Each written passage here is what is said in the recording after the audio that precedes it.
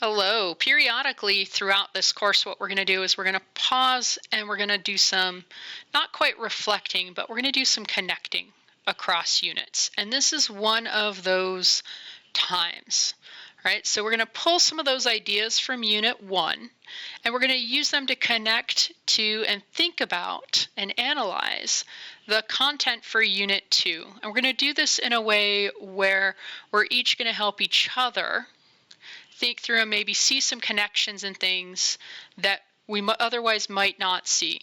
Okay, so the question we're going to be answering is, how can we use geographic concepts to think about human migration?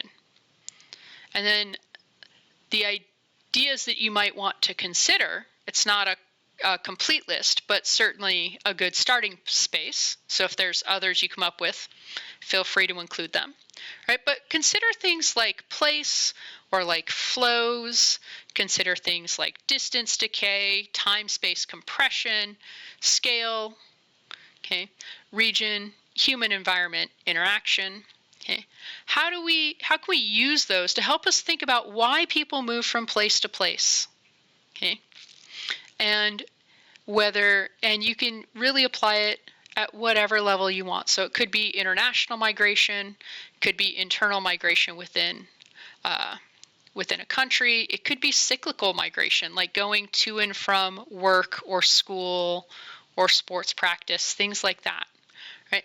But how can we use these concepts from Unit 1 to help us better understand what we're learning here in Unit 2? Okay. And then once you're done, right, check to see what others wrote.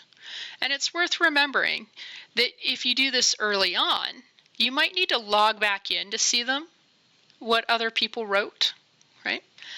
But it's well worth your while to put it on your list to do maybe on Friday or something like that, because it might help you think a little differently about migration. It might help you clarify some stuff, might help you understand things a little bit better ahead of the test.